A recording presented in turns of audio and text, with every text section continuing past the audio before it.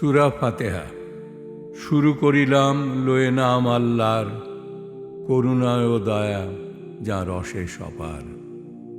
সকলই বিশ্বের স্বামী আল্লাহর মহিমা, করুণা কৃপার যার নাই নাই সীমা। বিচার দিনের বিভু কেবলই তোমারই আরাধনা করি, আর শক্তি ভিক্ষা করি। সরল সহজ পথে মোদেরে চালাও, যাদেরে বিলাও দয়া সে পথ দেখাও।